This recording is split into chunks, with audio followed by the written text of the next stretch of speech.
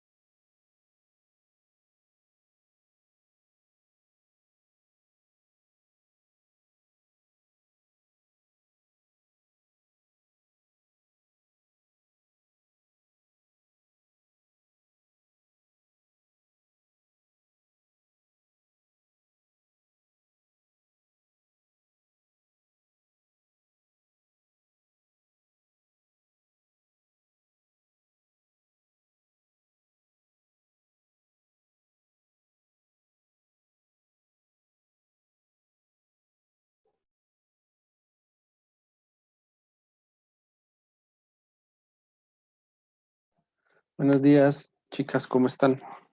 No olviden llenar asistencia, porfa. Buenos días, profe. Muy bien, ¿y usted? Ya llené. Hola, buenos días, profe. Hola, niños. Yo bien, gracias a Dios. Habíamos dejado una tarea, les dije que hoy les hacía quiz.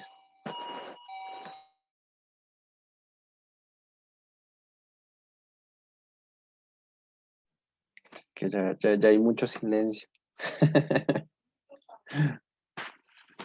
Es que Ahí esa sí es no la palabra mágica. Pero dije o no dije que iba a hacer quiz, o más bien les había dejado como una tarea, ¿cierto? Sí, profe, las dos. Ah, las dos. Bueno. Ambos. Entonces vamos a esperar por ahí unos 2 minuticos a ver si se conectan los otros compañeros. A ver qué podemos hacer para recuperar esas notas que debemos.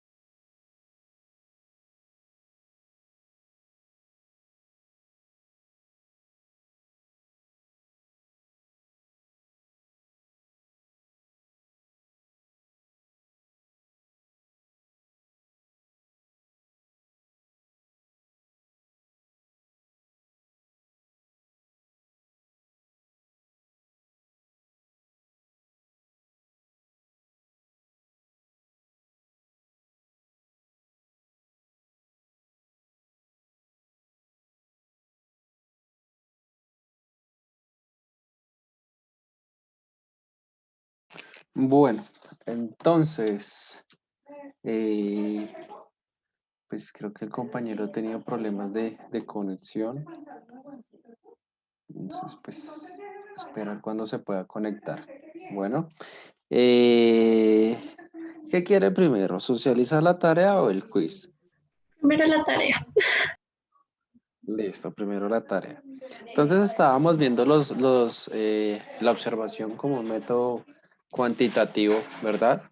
Y pues habíamos visto una serie o unas clases de observación que podríamos utilizar y habíamos llegado a la observación humana y mecánica, ¿cierto? Entonces decíamos que la humana es cuando nosotros pues realizamos ese trabajo de campo, ¿listo? Y la mecánica, pues cuando utilizábamos un medio electrónico o una herramienta ¿para qué? Para pues mirar ese resultado de la observación. Entonces, ¿qué elementos encontraron que podríamos utilizar en esa observación mecánica? ¿Quién me dice?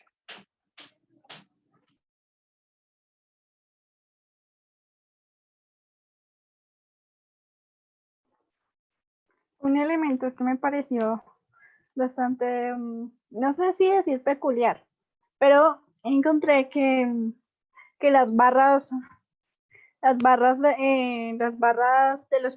los códigos de barras, los códigos de barras, junto con el lector de barras, permite saber a las personas, como cada código es único y depende de referencia, sabor y todo eso, de un producto, permite información valiosa para saber qué se está consumiendo, en qué momento, si la distribución del consumidor, me refiero a cuántos paquetes, qué tanto compra, qué tanto se compra, y esto ayuda a saber si hay que fomentar o no, por ejemplo, la publicidad de un producto. Me pareció peculiar que usaran el lector de El código de barras lector. con sí, o sea, los códigos de barras. Y pues, Vea como no es un pues. elemento, entonces también viene su compañero, el lector de barras. Ok, listo. Ustedes pueden, no, espere, más bien, dejo acá un momentico. Listo, sígueme contando con la que quiera contarme eh, de otro elemento. Profe, también están esos torniquetes. Torniquetes. Sí, o sea, los que registran cuántas personas entran o salen de algún lugar. Ok, ¿y cómo nos ayuda la observación? Digamos, ejemplo, el Transmilenio. Pues ahí miran más o menos cuánta gente ingresa al, ¿cómo se dice eso? Al El sistema. sistema, eso, gracias, profe. ¿Cuánta gente ingresa al sistema? Entonces hacen como un promedio de cuánta gente utiliza, pues, los vehículos y eso, el transporte. Pues Ok, digo, yo no sé. bueno, listo. Espera que estoy acá descargando. No, mentiras, descargando. No, como uno agranda la imagen, no sé, pero lo voy a descargar. Listo, ¿qué más me pueden contar?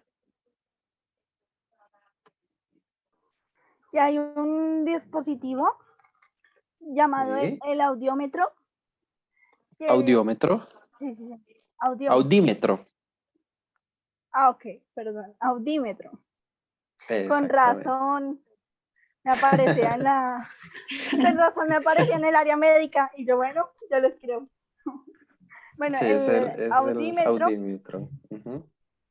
perdón, profe, yo sí decía, o sea, yo lo escribí tal cual para investigar el dispositivo y me apareció en la zona médica. Bueno, volviendo al tema, esto es un dispositivo que se conecta junto al televisor y permite saber continuamente la información de los canales, cuánto tiempo se Sí. transmitió, digamos, la Exactamente. disposición de cambiar de canal. Y esto es muy importante porque si lo lo llevamos a algo un poquito más grande, no sé, algo como Bogotá, qué canales se ven, más que cuánto número de personas hay en un canal, entonces, digamos, podemos decir, venga, va a ser más efectivo poner por este canal, no sé, City TV, por decir un canal, Sí, porque muchas personas ven City TV antes que, no sé, el canal institucional, se me ocurre. O Caracol, dilo de una. Sin miedo, Cata. Sin miedo. Sí, el canal 1, muchos de las permite la toma de permite la toma de decisiones en cuanto bajo qué medio o qué canal voy a dar mi publicidad. Listo, muy bien. Y Perfecto. a cuánta gente le entra, le llega. Bueno, vamos a mirar, digamos, un orden que yo tengo de esos elementos de observación mecánica. Entonces, en primer lugar, pues vamos a tener un contador de tráfico. ¿Listo? Un contador de tráfico, pues es un elemento que opera solito, ¿sí? Y opera sin parar, es muy constante su funcionamiento y aplicarlo es muy barato, ¿cierto? Y obviamente al ser una máquina, pues tiende a ser más exacta que la información que arroja un ser humano. Estos los utilizamos para, valga la redundancia, los estudios de tráfico. Entonces, las empresas, digamos, que venden autos o concesionarios pueden comprar un contador de tráfico y determinar cuál es el vehículo más comercial en Colombia, ¿sí? O qué marca de vehículo es más comercial en Colombia. Digamos, qué tipo de vehículo se consume más en Colombia, si los sedán, los hatchback, entre otros, ¿sí? O las camionetas. Entonces, ese contador de tráfico permite también a esas marcas tomar decisiones. Si fuéramos el Ministerio de Transporte, pues obviamente tendríamos que tener un contador de tráfico en el caso de Bogotá para analizar cuánto es la velocidad promedio en Bogotá, pues en horas pico, ¿cierto? Cuántos vehículos transitan diariamente, cuántas placas pares o impares hay. Entonces, eso nos ayuda también pues a aplicar una investigación de mercados y tomar una decisión pues muy acertada. Bueno, ese sería un primer elemento dentro de ese elementos de observación mecánica. Los más famosos, cuando nosotros vamos a realizar un estudio, ¿cierto? O una sesión de grupo de qué vamos a requerir de las cámaras. Entonces, las cámaras pues, las podemos usar o normalmente ya usamos cámaras en vez de contratar a alguna persona que nos supervise. Entonces, es más fácil, por ejemplo, realizar una sesión de grupo con un solo moderador y tener todo el espacio lleno de cámaras para ver comportamientos y demás reacciones que tengan esos participantes. Esto, inclusive lo que yo les decía anteriormente en los cines, las cámaras de seguridad no solo están pues para ejercer ese propósito, sino para mirar cómo es la reacción o cómo es la experiencia de esas personas dentro de la sala de cine. Por ejemplo, yo soy una persona alta y a veces yo sufro mucho en las salas de cine porque mis pies son muy largos. Entonces, me incomodo, miro para otro lado, ¿cierto? Entonces, yo me casé con una marca prestadora de ese servicio que es Cine Colombia, pues porque sus sillas son más cómodas, el espacio entre sillas es más amplio, ¿cierto? A diferencia de otras como Procinal, como ¿qué otra hay? Como Royal. Entonces, uno mira y ellos también mirarán ese servicio al cliente que prestan con su, por ejemplo, evidencia física, ¿vale? Entonces, hay que tener muy en cuenta que esos elementos de cámaras nos sirven pues para ejercer un control pues muy efectivo en cuanto a las decisiones que vayamos a tomar. Bueno, ahora sí sigue el que nos mencionó Catalina, que es el audímetro. ¿Listo? El audímetro, pues, el audímetro permite, pues, mirar el comportamiento de las personas, pues, cuando ven televisión, ¿sí? O escuchan la radio. Entonces, digamos que ese es el sistema más avanzado para lo que es la medición en televisión, ¿listo? Y, por ejemplo, el bota uno o emite una señal y esa señal se transforma en datos y esos datos, pues, son los que conocemos en los indicadores de rating, ¿sí? Entonces, ahí es cuando encontramos porcentajes, los KPIs, eh, y dicen, bueno, por ejemplo, el relanzamiento de Betty la Fea, pues tuvo un rating de 10 puntos o el 10%. Entonces, eso es algo muy bueno respecto a los otros canales que se observaron. ¿Listo? Entonces, en eso consiste ese audímetro. Pues también botar esa sugerencia. Hay uno muy curioso y es muy utilizado en los estudios, que es el pupilómetro. ¿Listo? Digamos que se utiliza para medir los cambios en el tamaño de la pupila de los sujetos, por ejemplo, al entrar en contacto con algún estímulo, ¿cierto? Y los ojos son un elemento muy interesante en cuanto a la información. ¿M? ¿Por qué? Porque ellos generan interés y la pupila se pone más grande cuando hay un estímulo muy bueno. Cuando uno ve un producto que le gusta o algo que le llama muchísimo la atención, la pupila tiende a expandirse. ¿M? Digamos que en estudios pues, de parejas y el comportamiento humano, en una primera cita habían dos cámaras, ¿cierto? Mirando los ojos de una mujer y mirando los ojos de un hombre, ¿sí? Al momento que hay interacción y hay ese feeling, pues como hay un gusto de por medio, tanto el hombre como la mujer, sus pupilas tienden a dilatarse y ponerse más grande, ¿sí? Entonces ahí es cuando uno sabe que esa persona se siente bien con uno y cuando está muy pequeña, pues puede que no le esté generando tanto interés. ¿Listo? Entonces ahí tienen un dato interesante para sus citas. Bueno, uno que es muy bueno. Profe, ¿y ese Dime. aparato es de venta nacional? O sea, ¿es libre? ¿Es muy Eh, caro? pero mira, bueno, en Colombia digamos que no se hacen tanto esos estudios, ¿sí? Y digamos que el pupilómetro que nosotros vamos a encontrar siempre van a ser en las ópticas, que es ese aparatico que nos colocan, pues, cuando nos van a hacer alguna fórmula o algo, ¿sí? Hoy en día ya son muchísimo más pequeños de los que hay acá en el país. Por eso es que los estudios en otros países, pues, son tan avanzados. Entonces, eh, de venta, no sé. Yo creo que tocaría importarlo para poder comprar un pupilómetro. ¿Listo? Entonces, bueno, voy a hacer como un pequeño dibujito. Entonces, digamos que están las personas y colocan una cámara, ¿sí? Y esa cámara tiene insertado, pues, lo que es un cuadrito que ahora eso se conoce como el pupilómetro. Antes era una máquina enorme. Y eso va midiendo la variación ¿de qué? Del tamaño de la pupila, ¿cierto? Cuando se presentan, valga la redundancia, estímulos. ¿Listo? Hay uno muy parecido, y ese sí ya lleva años estudiando, y es el eye tracking. ¿Listo? Que es una máquina que se inventaron para medir los movimientos del ojo al entrar en contacto con algún estímulo. Normalmente dice que cuando uno entra a una página web, nuestros ojos hacen por lo menos 30 lecturas por segundo, ¿sí? Es decir, 30 movimientos por segundo cuando uno está observando una página de internet. Por ejemplo, en una interfaz, ¡pum! 30 segundos y ya, perdón, 30 lecturas por segundo, entonces 30 movimientos por segundo, ¿sí? A veces es algo muy natural de nosotros que no podemos controlar, ¿listo? Entonces, esos registros de movimientos ópticos pues ayudan a mirar y se utiliza mucho en lo que son los aspectos de los anuncios publicitarios, ¿sí? En qué parte se enfoca más una persona, ¿sí? ¿Me confirman porfa si ven esta imagen o ven todavía la pizarra?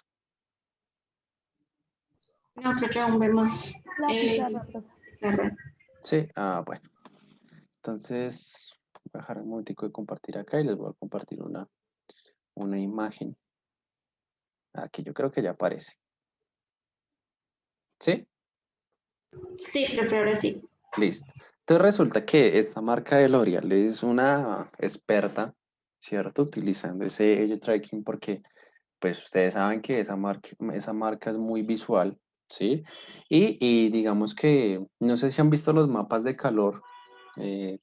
Si han visto los mapas de calor, por ejemplo, cuando hay un partido de fútbol, que dice esa persona corrió tanto por el campo, ¿sí?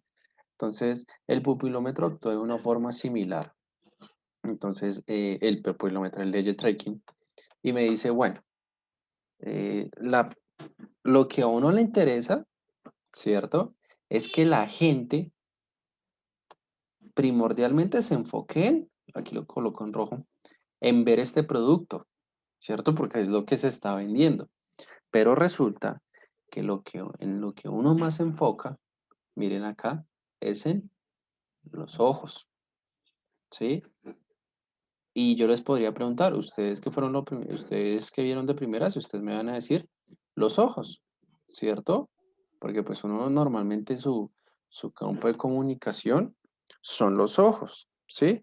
Posterior a ello, y en los estudios se realiza, lo que uno también observa más son los labios, ¿sí? Y por ejemplo, en esta imagen, los labios están teniendo una expresión muy particular, que es abriendo la boca, ¿sí? Por ejemplo, cuando van a vender labiales, probablemente los labios de la modelo tengan un color particular que va a encontrar o va a enfocar mucho esa atención, ¿sí? Entonces, uno como consumidor lo primero que hace es escanear a la persona que está haciendo partícipe de esa anuncio publicitario, ¿sí? Por último, uno que empieza a explorar, ¿sí? Los beneficios que me ofrece esa publicidad, por ejemplo, acá el volumen, ¿cierto? Aquí otra vez me refuerza que hay un volumen extraordinario, ¿sí? Que siente el gusto 2 veces más en su cabello. Entonces, aquí podríamos determinar. Y lo más curioso es que lo que queremos vender es lo último que la gente observa, ¿sí? Y más en el caso de que tenemos colores muy, muy oscuros. Entonces, la secuencia de ese pupilómetro tiene una gran participación en toda esta parte visual, aquí donde coloqué el color azul, ¿no? Y ha sido algo muy efectivo.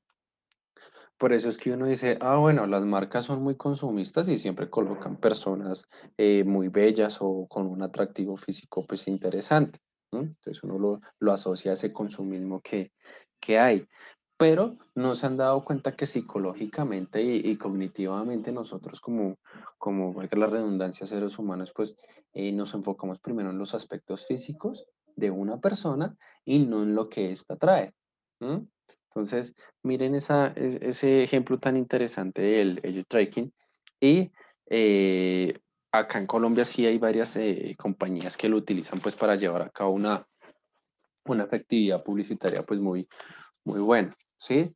E inclusive marcas han optado, ¿cierto? Por que estos ojos no miren hacia, como, o sea, que no tengan esa percepción de que lo estén mirando hacia uno, sino que esos ojos empiecen o tengan la visión hacia allá, hacia el producto que queremos vender, ¿vale? ¿Por qué? Porque necesitamos, volver a la redundancia, que la gente centre su atención, ¿sí? En el producto. Entonces, muchas veces hay publicidad mirando hacia el producto que quieren ofrecer. ¿Listo? Entonces, muy interesante esa parte de ley de trekking. ¿Listo? ¿Ya sí la habían encontrado? ¿La habían escuchado? Pues yo No, no. señor. ¿No? No, Bueno. señor. Entonces, eso es muy, muy chévere de tener en cuenta, digamos que esto como esa magia que ha surgido en el mercadeo. Entonces es muy, muy bonita esa parte. Bueno. eh, Otro, pues, elemento utilizado, pues hay muchísimos para hacer observación mecánica, pero pues aquí nos enfocamos en la investigación de mercado. Es el galvanómetro. ¿Alguno de ustedes lo encontró?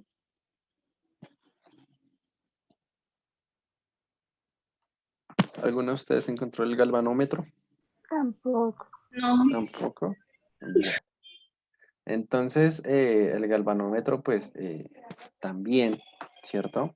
Digamos que es un mecanismo utilizado para medir algún aspecto en específico, ¿sí? Por ejemplo, este galvanómetro se usa para medir el interés de un sujeto, por ejemplo, en un anuncio o en una imagen, ¿sí? Y ahí se mide, pues, el grado de sudoración que acompaña sus emociones. Entonces, normalmente, lo primero que a uno le sudan son sus manos, ¿sí? Al momento de entrar a un estímulo.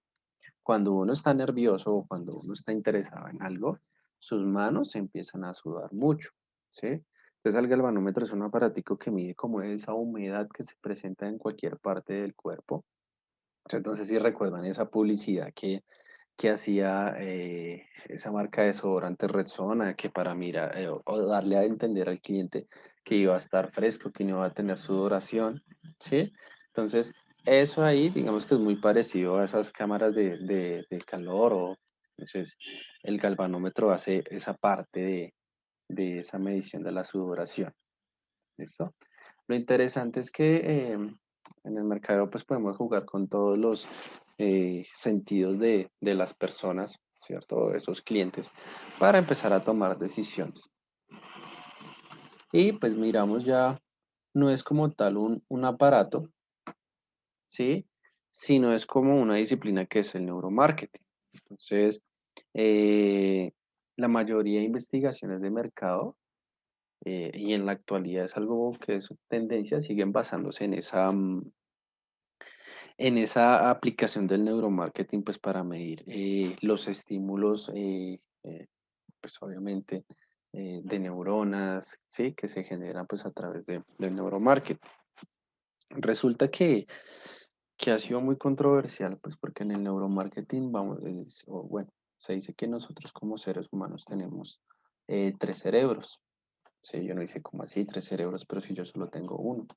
Sí, digamos que han dividido ese cerebro. Vamos a dejarlo acá, más chiquitico, porque este es el más importante de todos. Entonces, tres cerebros que a nosotros pues nos permiten actuar de una manera en particular, ¿sí? Cuando entramos en contacto con diferentes estímulos. Entonces, supongamos, estos son nuestros tres cerebros. Los expertos nos dicen a nosotros que primero nosotros tenemos un cerebro primitivo, ¿sí? Que es el que encontramos de primeras ahí en color rojo, ¿sí? Este es nuestro primer cerebro. Después que nosotros tenemos un cerebro reptiliano, ¿sí? Y es por último, pues tenemos un cerebro que actúa bajo la razón, ¿listo? Entonces, aquí hay una diferencia muy notoria porque la mayoría de personas el primer cerebro que se activa es el primitivo, ¿sí?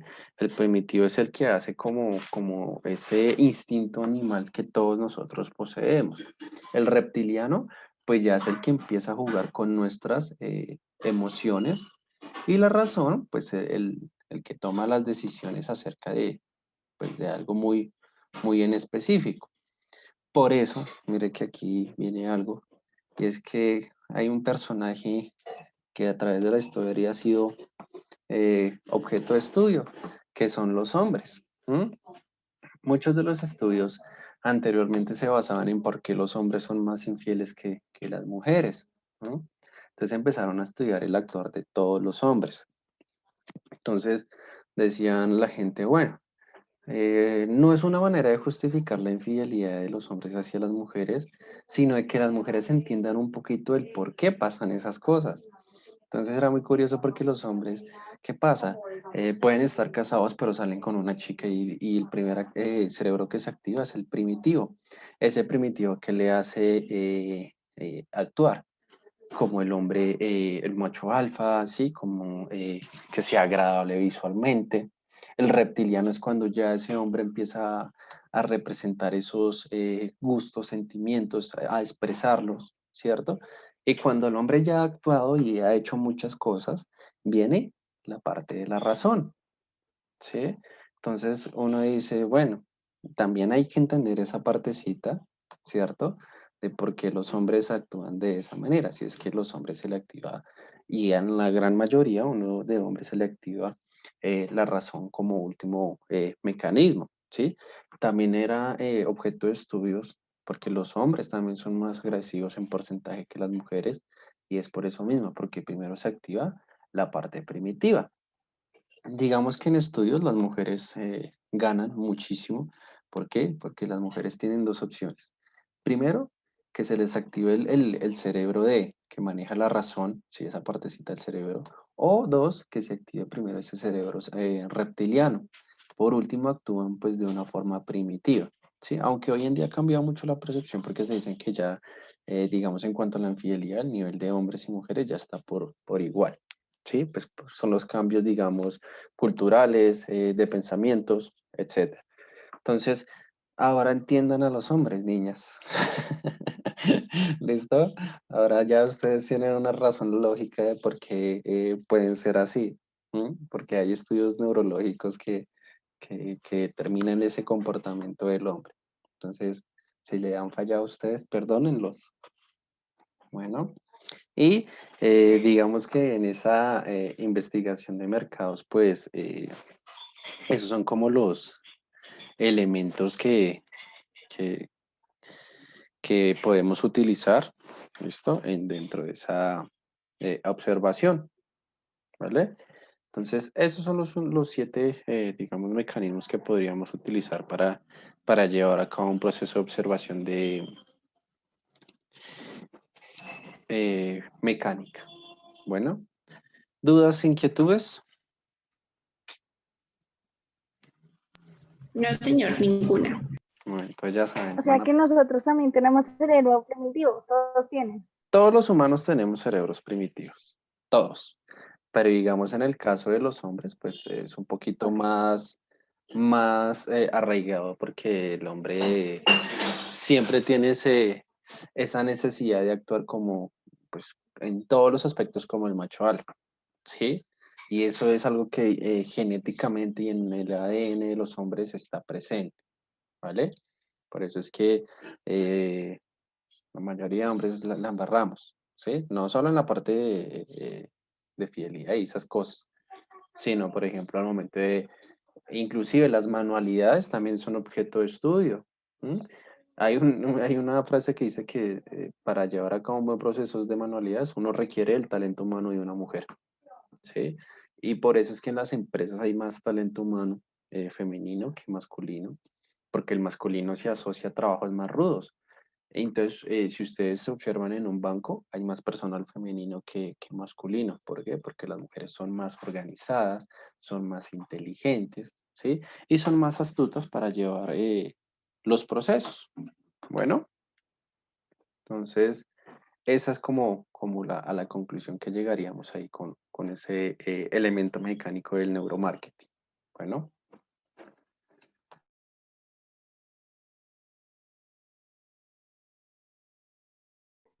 Listo, profe.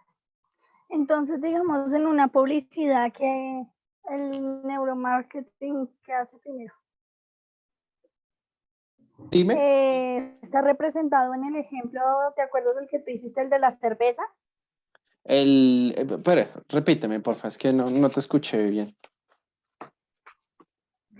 Entonces, el neuromarketing, ¿cómo aplicaría? Como el ejemplo que nos decías de la cerveza, El neuromarketing con podemos las impulsadoras aplicarlo. de vestido rojo. Sí, exactamente. Muy bien. Ahí podríamos mirar ese cerebro primitivo reptiliano y de la razón que poseen los hombres.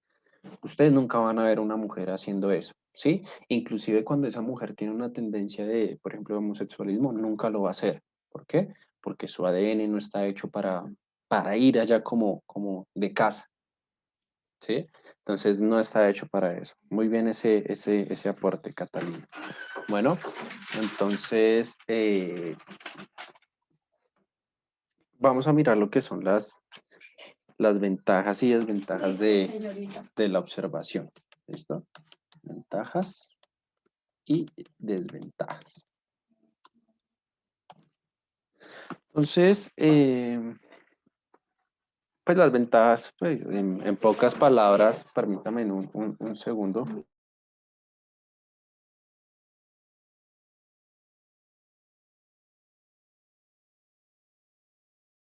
Listo, bueno. Cuanto a las ventajas, primero podríamos encontrar lo que es que permite ver el fenómeno. ¿Listo? Entonces, esa sería como la primera. permite ver el fenómeno, ¿sí? Digamos que esa es la característica fundamental de la observación, que uno pues puede ver ese fenómeno o los acontecimientos o comportamientos, ¿cierto? En el momento en que ocurre, perdón. Digamos que también como otra ventaja es que nosotros pues podemos recopilar información real. ¿Mm?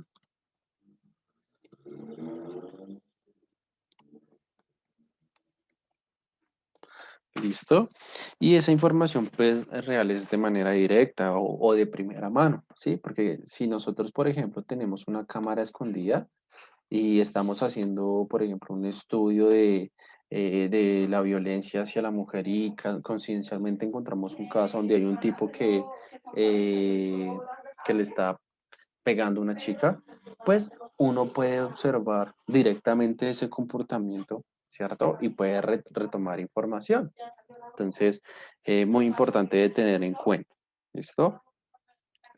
El estudio puede fomentar, ¿sí? O encontrar condiciones naturales. ¿Qué quiere decir esto?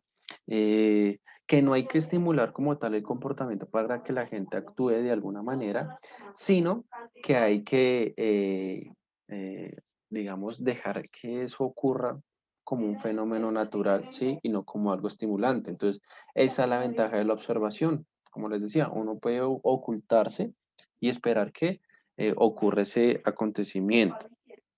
¿Listo? También, pues, nos permite observar como tal el objeto de estudio. Si nosotros queremos lanzar un producto al mercado con ciertas características, pues, y lo ponemos en la mitad de un centro comercial, podríamos empezar a observar cuál sería esos tres elementos, ¿cierto? De reacción, impresión y aceptación que tendrían esas personas al ver ese objeto de estudio, que en este caso sería la creación y el lanzamiento de ese producto. ¿Listo? Digamos que en este caso no hay que basarse en la voluntad del encuestado, ¿cierto? Porque muchas veces las personas pues no quieren participar y ¿qué hace uno? Pues simplemente las observa y toda esa parte psicológica y comportamental pues también ayudan a ser parte eh, de esa información que estamos recolectando. ¿Listo? Y se elimina el sesgo. El sesgo es, por ejemplo, cuando ocurren diferentes errores. Entonces, muchas veces si nosotros hacemos un cuestionario, le decimos al amigo, ay, venga, llénelo por mí mientras yo termino cierta cosa, ¿sí? Aquí el sesgo no podría entrar porque la persona que, digamos, citamos a esa reunión de grupo, esa persona es la que está actuando frente a ese estímulo, ¿cierto?